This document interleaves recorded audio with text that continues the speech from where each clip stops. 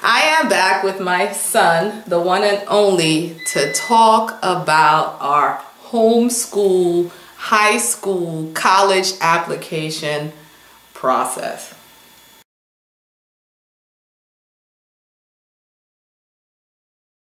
We started off by just visiting a bunch of colleges, and I don't know about you, but by like the third talk that they give to the prospective parents, they all started to sound similar to me. But there was one talk where the lady said that this was going to be a process for everybody, and that the people we were at the beginning of the process and where we came to be would be different, and that, you know, it was an experience of self-discovery and to trust the process. Don't speak it in English. I'm not. It just comes out, okay? This boy has never been to England, but if the English accent comes out, it's okay. All right, go ahead. So the way it started out was I didn't know what I was going to major in, really. I thought I was going to major in some sort of history, particularly American history, because I took a U.S. history course that I really, really liked. So I was like, yes, history is wonderful. Then throughout the process, I realized that I wasn't really all that into the history per se. I was more into philosophy, so now I decided I would major in philosophy. And throughout like all the essays that I had to write, I discovered like what I was really passionate about, just because I had to put it into words. In a lot of the college applications, they would ask that a lot. Like, what are you passionate about? What have you achieved? What are you into? Like, what do you see yourself doing with the rest of your life? I mean, on the day-to-day, those aren't really questions that you think about until you're applying to college, and then they ask you that, and you have to think about it like every single day. It really put a lot of perspective on like my future plans and like what I intend to do with my life. And yeah, it made everything a lot clearer, I think. I think that's one reason why they made the process as strenuous as it is, because it actually is really helpful, and I learned a lot about myself through it. So. And we learned a lot about you too. One thing I'll say is that a video by Lee Benz, a popular homeschool guru, she said that the students have to write their own essays. However, it's really helpful to sit down with your student and look at the essays and have conversations about how what they've done applies to the essay that's being asked. Because even if you've done a lot of things, sometimes you don't realize what impact the things you've done has. I really enjoyed having those kind of conversations with you and reflecting on how because much we've really our main goal through all of this was to try to communicate to the best of our ability who this student is and why we think he's a good fit for whatever program we were applying to. And it sounds a lot easier because you hear that said over and over. Just tell us who you are, show us who you are. It was difficult on the day-to-day to do that, but at the end of the day, I think that was probably what made us successful, because we found a program that really. Let's talk about how you passionately wanted to go to one school. He got into his first choice and was awarded the highest scholarship that they award at his first choice. He was admitted into the honors program there. The only problem was it's an out-of-state school, and what I quickly learned is how much more expensive it is to pay for your student to go to an out-of-state school than an in-state school. And even with all the merit scholarships that he received, we still had to cough up a lot each year. And so we were really kind of praying and holding out and hoping that more scholarships would come through so that you'd be able to go there. And then there was one school that you said you would absolutely never ever go to. Okay, so first off, you live in Delaware. Thumbs up for Delaware. Pretty much every school is an out-of-state school for the most part. So like, in-state, there's pretty much I mean, unless you want to go to community college, because there are a few community colleges. But besides that, pretty much the only option is the University of Delaware. The only choice of school in Delaware is the University of Delaware. So yeah, I really did not want to go there just because I felt like it was way too close. I already spent a lot of time on the campus, so I felt like I wouldn't really be leaving home, and like that was one thing I was looking forward to. In college was like a chance to see new places. Okay. To adventure. Yes, we've infused that in them. Go, fly. To experience the world. Okay. I didn't want to go there at all.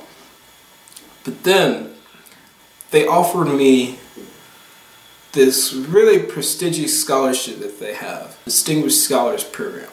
What the Distinguished Scholarship Program is they take like 100 of like the 27,000 applicants that they have. So you're literally in like the top 1%. And then they bring you in for like a weekend of interviews, and then after that, like they award you a bunch, like their best scholarships that they have at UD. It goes from like a full ride to basically just full tuition. They also have all sorts of other preferences that you get for getting that scholarship. Like they give you preference in like signing up for classes. Like it's extremely prestigious in the school, so like if you tell the professors that you're part of that program, they'll like take notice of you more, which means that you have more to live up to. You also get like more chances to interact with the professors one-on-one and really like get more of a small college experience, even though you're in like a huge university. At first when I heard about it, it still didn't change my opinion about UD at all. Like a month in between finding out about it and actually going, and like between that time, like I kind of sort of like God worked on me to sort of change my heart about UD, but I still wasn't like totally into it. So then when we actually went, and I remember it was a very interesting experience. It was like one of those experiences where like it became extremely clear that like God was speaking, and like that's I think it's only happened to me a few times before where it was like that clear. But basically it was during the lunch on the first day of the interview days at the weekend that they had for the Distinguished Scholars. And I was sitting at the table with my mom, and there were a bunch of people talking about like the scholarship program and like how wonderful it was. Which they're supposed to do because they have to sell it. I was sitting there and all of a sudden I kind of tuned the guy out, and it was kind of like God showed me like what he was going to use that program for in my life. And so I was like, okay, I guess that rules out my other college choices. So after that, like my heart toward the university totally changed.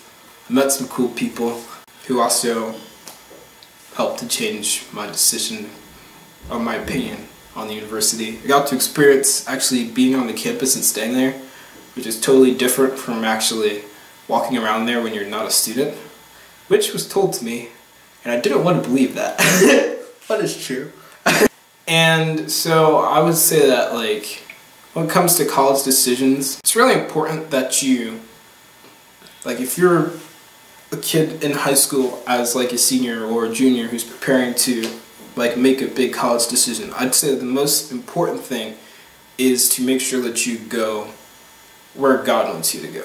Because at first, and I would say make sure that you're sure that God wants you to go there. Because at first I thought the other college was the place for me. It was a small Christian school, and basically everything that I heard about it sounded really good on the surface. As well as a lot of people that you know who are very impressive now who graduated from there. Yeah, so it seemed like that was the place that God had for me. Then, like after it became clear that he actually wanted me to go to UD, then this small Christian college, the dean of their honors program called me up. Yeah, he basically called and said that he was willing to make the financial situation at this school equal to the financial situation at UD. And at first, that was like something that made me wonder, okay, is God telling, did I hear from God wrong, and was he telling me that I should be at this other school now, since the financial situation is actually equal now? But like, after talking to my parents again and praying a little bit more, something happened that showed me that like what I'd heard the first time was completely correct, because the guy actually sent me a book in the mail by one of the professors at this college. It was like a theology type of book, where it's one of those Christian books where like they try to give you advice about basically how you approach your walk with God. And in the book were like quite a few things that totally didn't line up at all with not only what I've read in the Bible, but what I've also tested and seen and experienced in my own life to be true. And so it became pretty clear that like going there could have been a bad mistake, I think.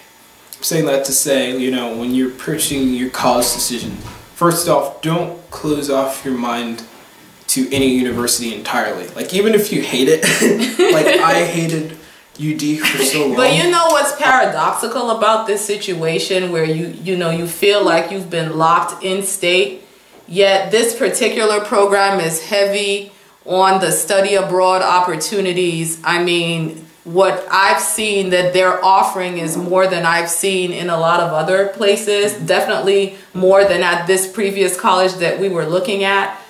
So being there doesn't mean you have to be there all of the time. And I'm really looking forward. I mean, you traveled to China when you were 16. You know, I'm really looking forward to seeing where you'll go, because they encourage traveling abroad so much. Finish my piece of advice. So yeah, don't close off any schools.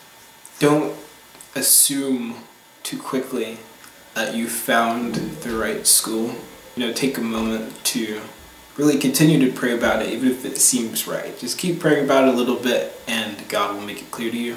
At UD, there are going to be a lot of people who aren't Christians, who are not going to be interested in doing Christian things, and who probably can want me to join them in doing things that I think are moral. And I think at this small Christian school I wouldn't have experienced that as much, and I feel like that would have been bad for me, just because it's basically the same as everything that I've experienced already. And to really grow, I feel like you need to be in an environment where you can be tested. And so I feel like at UD I'll have more of a chance to be tested, so that I can grow more, rather than at this other college where I still would have grown, because there are going to be people at every school who are going to want to party and drink and stuff. But I feel like the progress would have been a lot smaller. I feel like there are battles for me to fight that I wouldn't have had a chance to fight. But you're fighting those battles within good reach of a support system, should you need one. Yeah, that's true too. Like, I have a good foundation with like my church, and there are a lot of kids from my church actually who are also going to UD. So I also have people to lean on already, which is another good thing. Apparently the University of Delaware is wonderful. One bone I have to pick with the University of Delaware. Why on earth did you make your mascot a blue hen? Oh my gosh. It's the state bird. It's the state least bird. Intimidating mascot that you Forgive him. have. We were not living in Delaware when he did state history. Team. If you're on the football team, think about how bad you must feel running out there with like a blue bird following behind you. It's like the most unintimidating animal that you could ever have. And it's not even like a blue rooster, it's a blue hen as well. What are hens good for besides eating? That's all we really do with hens. They're going to eat the enemy, chew the meat, and spit out the bones. No! We're the blue hens. We're the ones who are going to get eaten. And we're playing against people called like the pit bulls. The Blue Devils? Well, he'll definitely bring his sense of humor on campus since you will be living on campus, which I'm looking forward to seeing you do. But one final thing I'll say is that, you know, as a parent, I try to deal with my emotions on the forefront and prepare myself because I just knew he would be in California somewhere. He applied to a bunch of schools, got into a bunch of schools, a lot of the schools he applied to, got scholarships and everything, yet he's gonna still be in Delaware. So, you know, to a certain extent, there's not much you can do to prepare yourself without knowing what the final outcome is. But now that I'm in the final outcome, it's okay. It's okay. Thanks for coming. Thanks for sharing. You're welcome, YouTube. All right, say goodbye to the people. I know you guys love me. Be blessed. Well, everyone. Peace out.